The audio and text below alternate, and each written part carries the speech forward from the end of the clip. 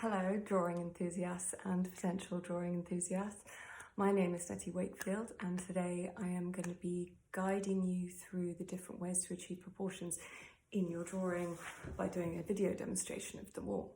So firstly, there is the upside down technique, then there's the grid system, then if you really mean business, there's the upside down technique combined with the grid system, then there's the measuring method, and then finally using a light box or a projector. I hope this is helpful. Right, so we're going to start with the grid system. So as you can see, I've got this wonderful photograph of my fiance eating his cereal, and I've printed out 2 copies, and on one of them I've drawn a grid with a ruler, and then I've drawn that same grid on a plain piece of paper, and I've just done the width of the ruler both ways. Usually I think the grid system is most useful when you're blowing up a drawing onto a canvas to make a larger painting. I personally haven't actually used this system before, so that will be interesting. But the idea is you work square by square. So if we take that should be this square.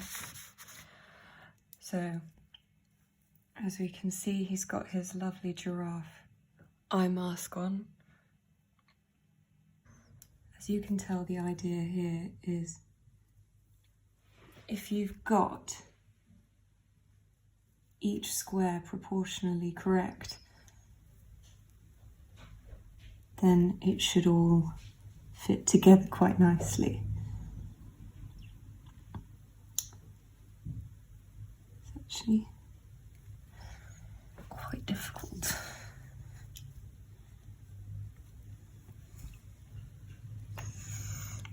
So I'm just drawing this square here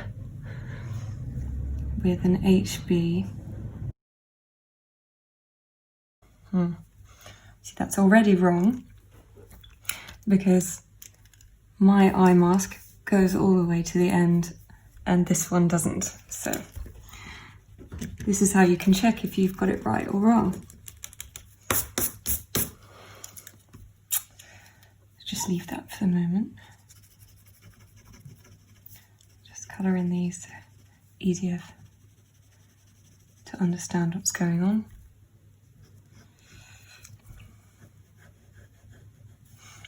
I move on to this square.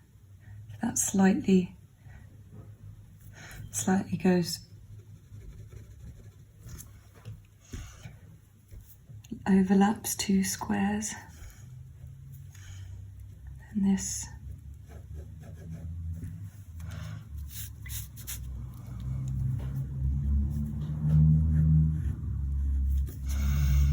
looks about right.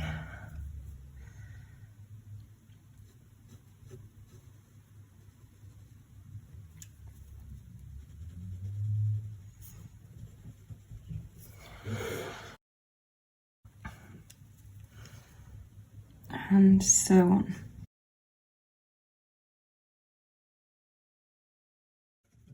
Shadow under here is about that thick, and then covers about that much.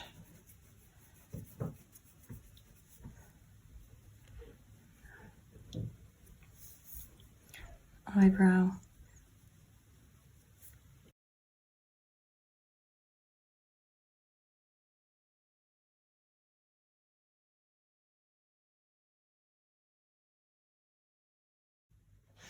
Now remember to do the grid in a very light pencil and don't push too hard.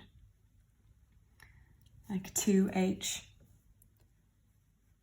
is the lightest, so that you can rub it out after you've got these vague outlines to work from.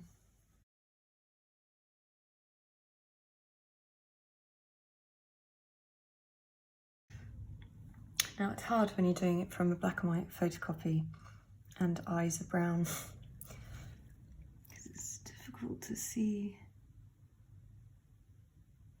where the pupils are exactly. That one's just right of that line.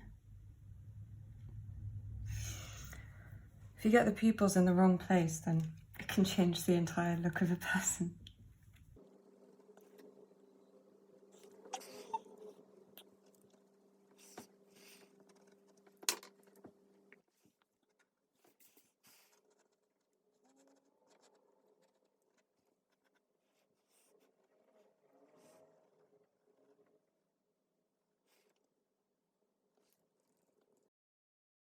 Okay, it's beginning to take shape. All this wild hair. Probably could have chosen an easier image.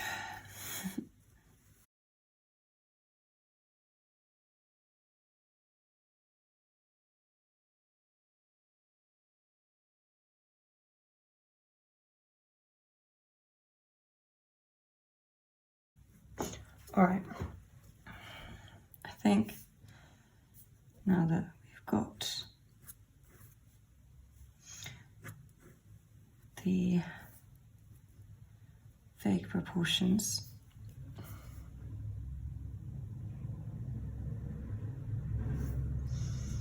that I'm not sure we need this grid anymore, so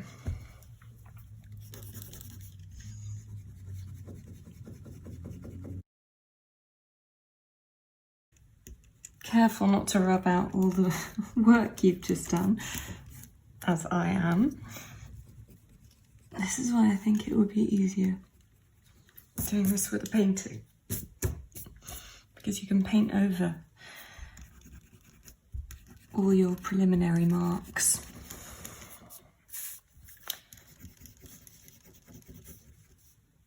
Or you just do it much lighter than I've done it in the first place, which would make more sense. But this was my first time, and it does work mathematically. That is pretty much the shape of his head. Okay, now the other technique. The problem is when you're trying to draw something is you get in your own head, and you draw what you think is there. And one of the telltale signs of this is if you're spending more time looking at your own drawing than you are looking at the thing that you're drawing. So for example, if I'm drawing a head, I'm just like drawing eyes because this is what I think eyes will look like. I'll just put the ear here, but I'm not really looking where it is in relation to everything else. So the distance from the ear and the eye mask, or the distance from the eyebrow and the eye mask.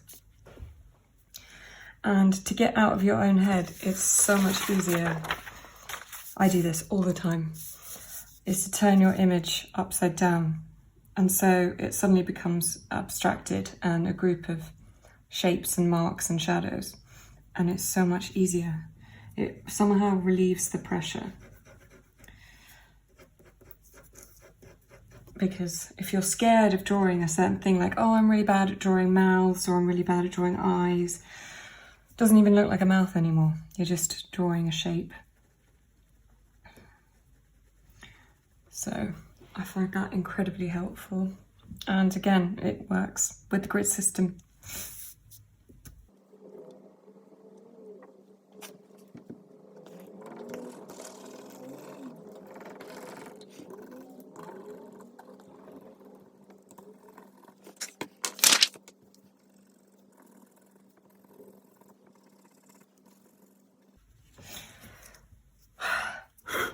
I definitely should have done it in a lighter pencil.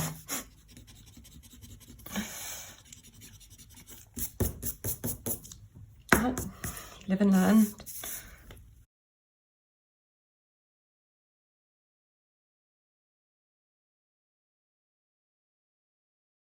I don't think you're even supposed to be doing any of what I've done here. I think you're just supposed to do the key lines.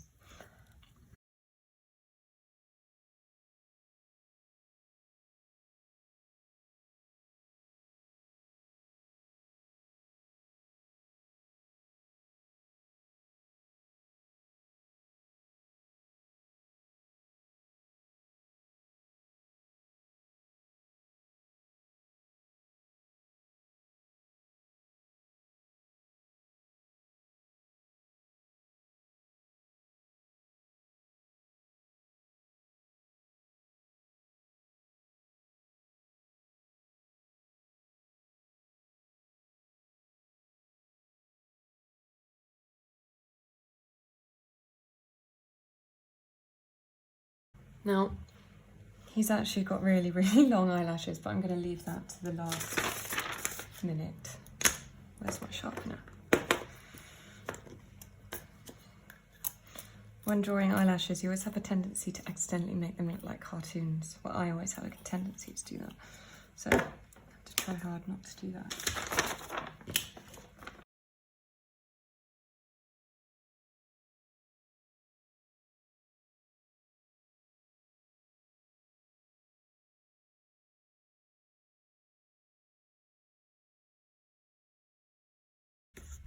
Right.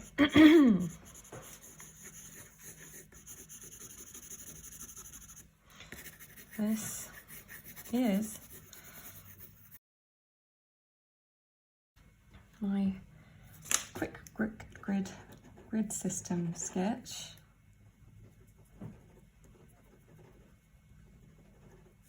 of Alex eating his cereal.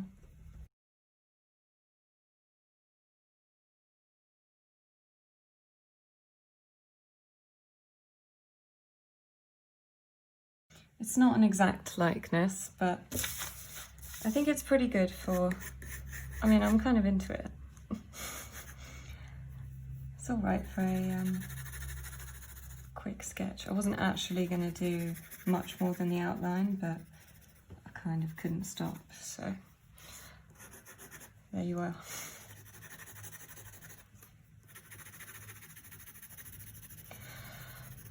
I heard the other day, or I read, that the most important thing, or the hardest thing when creating something, any form of art, is learning the balance between patience and urgency. And I'm not sure that I've done that here. I think there's a bit more urgency than patience going on. But there we are.